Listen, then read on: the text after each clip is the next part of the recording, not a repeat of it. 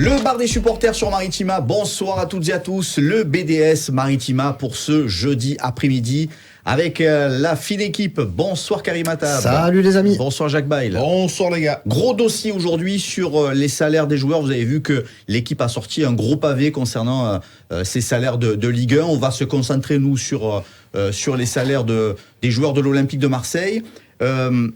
Tout d'abord, est-ce que pour commencer, ça vous choque de vous dire qu'il y a des gros salaires à l'OM ? Est-ce que l'idée d'avoir des salaires importants dans un club comme l'Olympique de Marseille, avec les objectifs qu'il a, c'est quelque chose d'embarrassant ou de choquant pour vous ? Embarrassant, choquant, non, parce que il ne faut pas voir que le salaire. Il faut voir comment s'est déroulée l'arrivée d'un joueur, s'il y a eu des frais de transfert, s'il y a eu des frais de transfert importants, sur combien d'années le contrat a été signé. Quel est aussi le niveau du mec que tu recrutes, quel était son salaire dans le club précédent dans lequel il a été, est-ce que s'il est en fin de carrière ou en dernière partie de carrière, est-ce qu'il a déjà eu des salaires équivalents, voire plus importants, ce qui est le cas du joueur le mieux payé de l'Olympique de Marseille, Pierre-Emerick Aubameyang, qui à Arsenal, à Chelsea, avait des salaires plus importants que celui qu'il a à l'Olympique de Marseille, par exemple. Donc voilà, il n'y a pas que le salaire qui entre en ligne de compte. Il y a aussi toutes ces considérations de contrat et je dirais de frais de transfert, parce que ça c'est important. C'est pas, tu peux donner un salaire différent à un mec que tu n'as pas payé par rapport à un gars qui a payé 15 millions d'euros. Donc voilà, c'est le même principe à l'inverse, hein. Quand tu vends des joueurs, tu vas pas pouvoir vendre un joueur 40 millions s'il lui reste un an de contrat. C'est pas possible. Jaco, toi, il y a des phrases que tu supportes pas. Quand tu entends certains observateurs ou certains supporters dire file-moi son salaire, tu vas voir comment je mange la pelouse. Ça, c'est le genre de truc qui t'insupporte. Bien sûr. Ce sont des athlètes. Et les athlètes, ils sont payés lourdement, grassement, grâce à leur qualité. Rien ne vous empêche aux gens de faire comme eux. Il y a absolument rien qui les empêche. Après, tu peux pas empêcher quand même les gens de voir le ratio entre l'efficacité des joueurs et leur implication ou leurs statistiques. Non, mais tu ne peux pas faire des raccourcis comme ça, Marc. Parce que ces joueurs-là, ce sont des athlètes. Voilà. Je te le dis, je te répète. Donc, rien ne t'empêche. À toi, si tu n'as pas des qualités, il ne faut pas jalouser les autres. C'est tout simplement impossible des choses pareilles. Ce qu'il faut savoir, c'est qu'un joueur, ça rapporte de l'argent. Je vais vous donner l'exemple de Pierre-Emerick Aubameyang. Si tu veux le faire venir déjà, ça fait venir des gens au stade, ça fait venir beaucoup de sponsors, et ça fait aussi vendre des maillots. Il y a plein de choses, la boutique marche, il y a tout qui marche. Les gens qui vendent les sandwichs autour, c'est des gens qui attirent du monde. Donc voilà, ça c'est important d'y penser. Tu as des joueurs qui sont, et ça me sert me faire offense, attention, moi je suis pas là pour critiquer les gens. Je vais te donner un exemple qui s'appelle Valère Germain. C'est pas quelqu'un qui va apporter un plus. S'il a un gros salaire, c'est pas quelqu'un qui est capable de subjuguer les foules, de vendre des maillots, tout ça. Mais il y a des joueurs comme ça qui lui, tu le payes, mais ça te rapporte aussi. Donc, il faut y penser. Karim, c'est pas scandaleux quand même de se dire qu'il y a des droits et des devoirs et que les gens regardent à la légitimité de certains salaires par rapport à ce qu'ils rapportent au niveau comptable, que ça soit dans les ventes de maillots ou au niveau des points, quoi. Oui. Après, le problème, c'est que le football appartient à tout le monde. Le football est le sport le plus populaire au monde. L'OM est le club le plus populaire de France, avec une forte place sur l'échiquier européen, compte tenu de la notoriété et de l'engouement qu'il suscite auprès des supporters. Par contre, tu n'empêcheras pas... Je vais dire, je donne un chiffre, 1 million de supporters de l'OM, parce que tu les as facilement, de chacun mettre la leur sur tel joueur est trop payé par rapport à ce qu'il fait. C'est pas normal. Voilà. Donc après c'est le jeu, hein. C'est le jeu. Mais ça va faire quoi ? Ça va changer quoi ? Qu'ils soient pas contents après un joueur parce que il mouille pas assez le maillot, ou alors il est pas assez performant, ou alors il est pas assez, il est trop souvent blessé, ou alors il rate trop de face à face. Le risque zéro n'existe pas. Voilà, quand tu vas chercher un joueur, c'est un pari. On a un président qui a été directeur sportif, qui a été responsable de recrutement dans des clubs précédents et qui est une sorte de spécialiste du mercato. Ça lui plaît. il est en transe presque, on dirait, quand le mercato arrive. Donc, c'est son moment. Aujourd'hui, c'est un petit peu particulier parce qu'il est président. Donc, il s'est attiré les conseils de Mehdi Benassia. Il a travaillé avec Javier Ribalta précédemment. Il travaille avec David Friot et compagnie. Mais quand même, il a la main sur le recrutement. Et cet homme-là, malheureusement, puisque c'est un homme, il peut se tromper. Il s'est pas énormément trompé sur les 2 premiers exercices. Il s'est sans doute plus trompé cette saison. Là, moi, ce qui me dérange, et c'est rigolo, parce qu'on en parlait hier soir avec Steph Martins, et j'ai dit, comment tu veux tirer des conclusions au mois de mars, alors que la saison n'est pas terminée? À la rigueur, si tu dis, je suis pas content parce qu'ils ont pas fait ci, parce qu'ils ont pas fait ça, mais à la fin de la saison, c'est comme la fameuse phrase, c'est à la fin du bal qu'on paye les musiciens. Oui, mais ça n'existe pas. Dans la vraie vie, ça n'existe pas. C'est pas ça. Tu peux pas dire aux gens, Je tu peux peux pas demander. intervenir dans votre discussion, les gars. Vous pouvez pas demander, Jaco, je te donne la parole tout de suite. Tu peux pas dire aux supporters, arrêtez de rouspéter.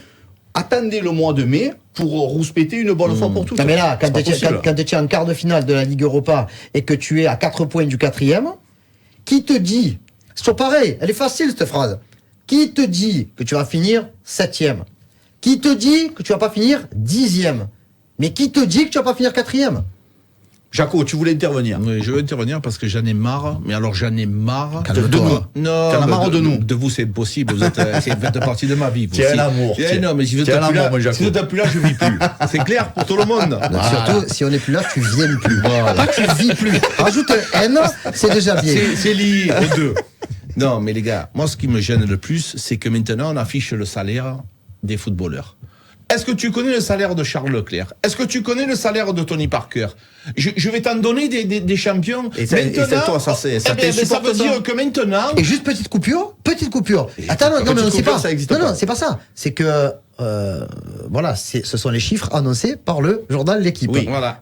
Donc ça c'est insupportable. C'est-à-dire qu'on a pris plaisir à annoncer le salaire des joueurs. J'ai vu même des fiches de paye. Plaisir, je sais pas. Mais c'est nouveau ça. Mais Marc, on connaît ton salaire à toi? Est-ce qu'on connaît mon salaire? C'est du grand n'importe quoi ça. Est-ce que c'est obligatoire? Tu verserais une petite larme aussi. Non, mais Marco, mais tu ferais certainement de la jalousie, de la férocité, mais c'est normal ça. Donc moi je trouve que ça, on ne doit pas s'en occuper. Voilà. Et Karim, il te le disait très intelligemment tout à l'heure, quand tu achètes pas un joueur, donc tu préfères donner 20 millions d'euros à la signature et dire, il gagne 250 000 euros par mois. Donc voilà, c'est aussi ça, la possibilité aussi de revente.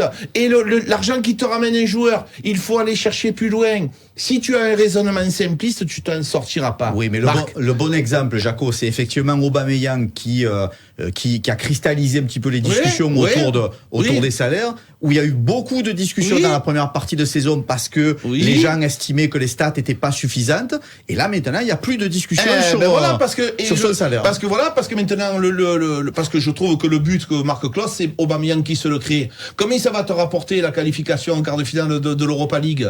C'est ce genre de joueur. Si tu as pim pam poum devant, si tu as un joueur à 250 000 euros, peut-être que tu le fais pas. Et le club, il va rapporter de l'argent. Donc c'est ça qu'il faut arriver à comprendre. C'est des joueurs qui te changent la physionomie de la saison. C'est important d'avoir il ne faut pas raisonner comme ça. C'est pas possible.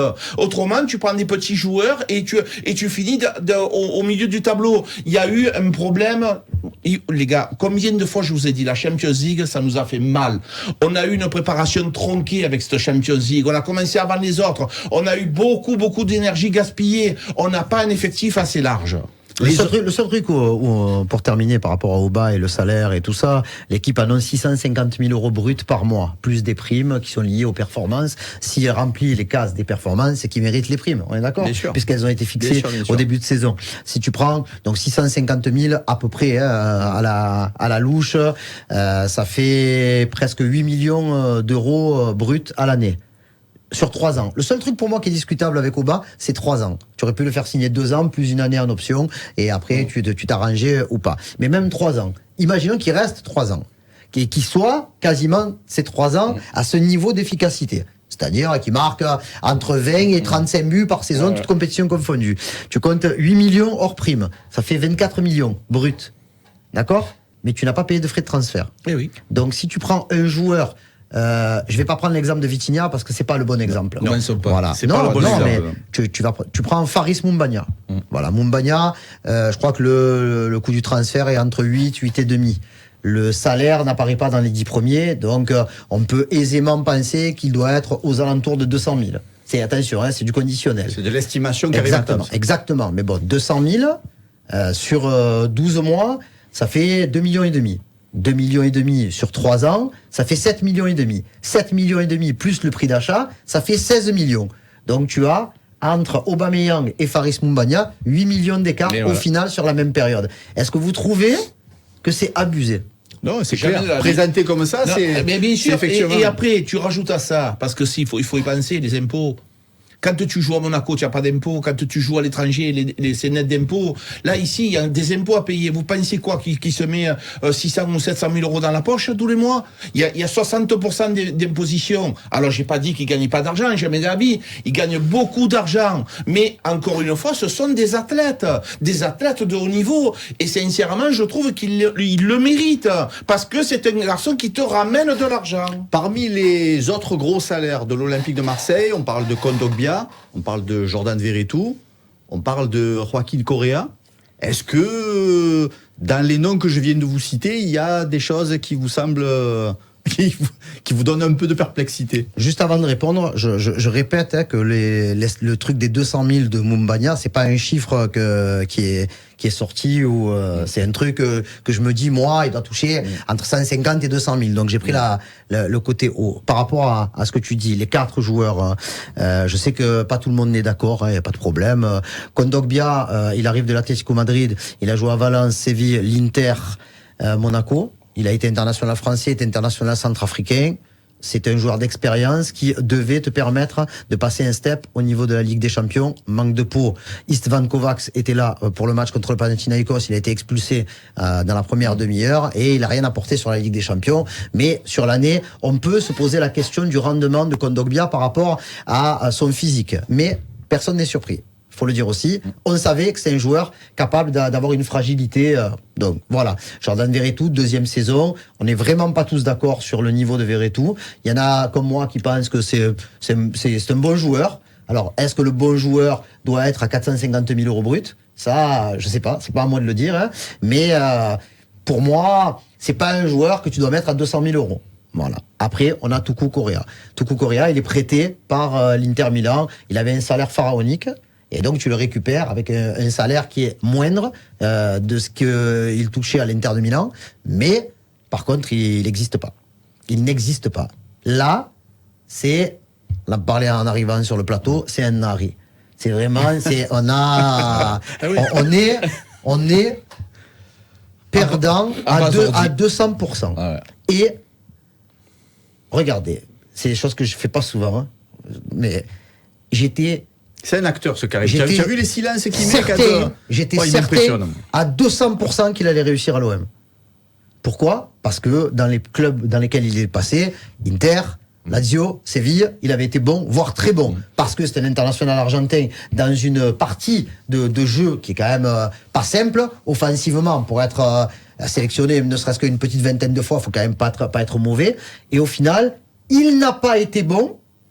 Et surtout, depuis la blessure contre l'Ajax, il est fantomatique. Ouais. Il y a quelque chose, Karim. Jaco, est-ce que ça fait partie des plus gros fiascos de l'histoire de l'OM? Un des plus gros fiascos. Il y en a eu beaucoup de fiascos.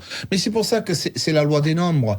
À un moment donné, moi, je suis pas l'avocat de Longoria. Il s'est trompé, oui. Mais le nombre de fois où il s'est pas trompé, quand on a eu Saliba, quand on a eu Mbemba, tout le monde... Non, mais t'es quand même obligé, quand même de pointer les moments où il se trompe. Non, mais lui, Longoria, est-ce que tu penses qu'à un moment donné, il se mange pas les ongles, les mains, le coude? Si vous saviez. Mais bien sûr. Est-ce que tu penses qu'à un moment donné, il se dit, mais c'est obligé d'avoir je veux pas être impoli, d'avoir une purge pareille? C'est pas possible. possible. C'est un mec, il arrive de l'Inter de Milan, qui soit aussi peu performant. C'est inadmissible. C'est un mec qui est dans le football. Il a vu jouer. Comment il peut être aussi transparent? Il y a quelque chose. Je pense que nous, c'est sûr que nous, c'est facile. Moi, le premier, ça me rend fou. Il est même pas décoiffé quand il sort du match. Même pas décoiffé. Il y a encore le gel dans les cheveux. C'est quand même surprenant, ça. Qu'est-ce qui manque à ce garçon? Il y a des explications, mais il faut qu'il nous les donne. Allez, les salaires, effectivement, on a abordé ça. Il y a quelques cas très importants aussi d'ici la fin de la saison à gérer. Il y a Léo Balerdi qui fait une saison plutôt formidable, qui n'a pas joué à Rennes, mais qui est un des maillons forts de la défense marseillaise cette année, qui a un contrat jusqu'en juin 2026. Est-ce qu'il faut blinder Léo Balerdi? Il y a le cas Pape Gueye aussi, qui est parti en sélection pendant cette trêve internationale. Est-ce que le retour, pas en grâce, mais le retour sur le terrain depuis l'arrivée de Jean-Louis Gasset peut rebattre les cartes et redonner envie à tout le monde de continuer l'aventure marseillaise? J'aimerais vous entendre tous les deux sur ces deux sujets. Deux cas très différents. Léo Balerdi, joueur qui fait partie de l'Olympique de Marseille depuis 4 ans, comme Pape Gueye, mais à qui il reste 2 années de contrat. C'est simple. C'est soit tu le prolonges, soit tu le vends. À 2 ans de la fin de son contrat, si tu veux récupérer quand même de l'argent par rapport à ce que tu as investi au départ, c'est soit tu le prolonges, et je pense que c'est la volonté de l'Olympique de Marseille, j'en suis sûr même, et soit tu le vends. Mais tu le vends, je sais pas moi, entre 20 et 30 millions si tu y arrives, hein, parce qu'on sait que c'est très dur pour l'OM de vendre des joueurs. Je pense que le jeune Argentin, toujours jeune Argentin, puisqu'il n'a que 25 ans, est en train de s'épanouir véritablement pour la première fois. Donc, je pense que pour lui, il était important d'enchaîner encore une saison à l'Olympique de Marseille. Qu'on arrête de me dire les carrières à la Maldini et compagnie. Balerdi fera pas toute sa vie à l'Olympique de Marseille. Et même je lui souhaite d'aller voir encore un club un peu plus haut. Donc, question, qui sera le coach l'année prochaine? Exactement. Vous le savez? Personne ne le sait. Voilà. Et cette question, c'est la même que je peux poser pour Léo Balerdi et pour Pape Gueye. Donc, il y a des interrogations. Pour Pape Gueye, le cas est différent. On en a beaucoup parlé. Le seul truc, c'est que je peux vous dire que ça discute pour une prolongation. Après, est-ce que les deux parties vont tomber d'accord? Je l'espère fortement parce que ça serait vraiment dommage. Après, ce que l'on revoit de Pape Gueye depuis l'arrivée de Jean-Louis Gasset, il ne peut jouer qu'en Ligue 1, mais il apporte quand même suffisamment pour que l'on comprenne que c'est un joueur qu'on ne doit pas laisser partir librement. Jaco, qu'est-ce que toi tu ferais avec ces deux joueurs? Alors, dans ce genre de situation... Je les enferme dans un appart. Ouais, mais c'est assez compliqué parce que Balerdi, selon l'offre que tu as, tu peux avoir des offres que tu ne peux pas refuser. Tu peux avoir dans un grand club quelqu'un qui se blesse et ils vont me plonger là-dessus parce que cette opportunité elle se reproduira pas. Parce que sincèrement, je pense qu'il a des capacités qui sont au-dessus de la moyenne. Il est en train de monter en puissance. Donc la base, c'est de pouvoir le prolonger pour pouvoir bien le vendre. Parce que plus, je le rappelle les gars, c'est que tu rachètes un contrat. Plus le contrat est long et plus là, tu peux récupérer de l'argent. C'est ça, c'est-à-dire que s'il reste très peu de temps, faut pas s'étonner que tu le vendes très peu cher. Souvent, les gens, ils s'agacent et se disent « Ouais, mais on l'a pas vendu cher. » Oui, mais si tu restes un an de contrat, c'est pas pareil que s'il en reste 4. Après, pour Pape Gueye, je pense que, sincèrement, moi, je fonce. Mais je fonce violemment. Parce que lui, c'est-à-dire que tu te remets à la table des négos mais vraiment, pour la suite. Parce que qu'est-ce qu'il y a? C'est un joueur international. C'est un joueur qui a un potentiel qui est énorme. Il a beaucoup à prouver à Marseille et à lui-même. Mais si j'étais le conseiller de Pape Gueye, avec tout ce qui s'est passé, j'ai besoin un peu de stabilité. Qui reste par exemple Kirosine, 2 ans à Marseille, et je pense qu'il a les capacités d'aller très haut.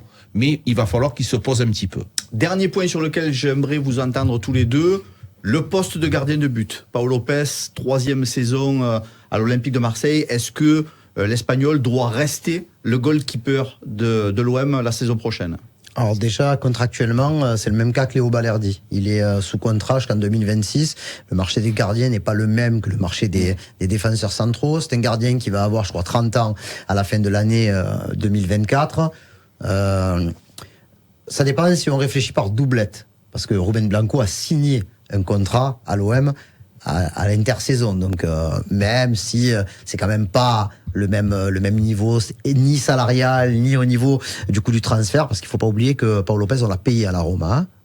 Ils l'ont pas bradé. Hein. Les performances de Pau Lopez cette saison, je trouve, après 3 premiers mois quand même un peu compliqués, qui ont été un peu expliqués par rapport à ce problème mental qu'il a pu.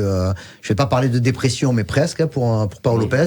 Depuis, moi, je le trouve plutôt performant. Est-ce qu'il est suffisamment performant pour être un gardien de l'Olympique de Marseille? Je ne sais pas. Je vois Jaco dans deux lignées de la tête de ce côté. Mais il faut se poser la question aussi de si tu changes de gardien, qu'est-ce que tu vas prendre? C'est ça. À quel niveau et à quel tarif? Est-ce qu'il faut un autre calibre de gardien de but, Oui, Jaco? Oui. Je pense que même pour lui, pour Lopez, ça a été difficile. Il a eu un début de saison compliqué. Bien entendu, il se rattrape. Il a fait un bon match à Villarreal parce que même s'il en a pris 3 sur œil, il y a beaucoup de gens qui te disent ouais, il aurait pu faire mieux. Il a été quand même performant parce que dans les 10 dernières minutes, ça a été très difficile et il a fait du bon boulot. Ça, il faut le reconnaître. Par contre, je le trouve pas assez puissant sur certains arrêts. Je le trouve beaucoup de relance au point. J'ai besoin de beaucoup d'autres choses. Personnellement, c'est pas un gardien que je garderai. Je sais pas si lui veut rester, s'il a vraiment envie de rester, s'il est bien à Marseille. Il y a beaucoup de choses à se poser, de questions à se poser. C'est compliqué quand nous on parle comme ça et c'est notre job. Mais quand tu es avec les joueurs, c'est complètement différent. Mais moi, personnellement, si j'étais demain entraîneur de l'OM, je garderais pas Pau Lopez. Pour finir sur Pau Lopez, c'est un super mec. Ça, c'est pas à prouver. C'est un gars qui est très apprécié au sein du vestiaire et qui a pris quand même de la place aussi en tant que cadre du vestiaire. Est-ce que ça compte dans une suite à donner à son aventure ou pas? Mais je sais que je dis ça. Je sais que toi tu penses que bien entendu ça peut compter. Mais voilà. On a vu à Brest. Exactement. Allez, trêve internationale jusqu'à la semaine prochaine. Les affaires pour les Bleus de Didier Deschamps, ça commence samedi avec la réception de l'Allemagne. Merci les frérots, c'est tout pour ce soir. Merci Jaco. Merci Marco. Merci Karim. Merci les amis. Belle fin d'après-midi sur Maritima et à demain, vendredi.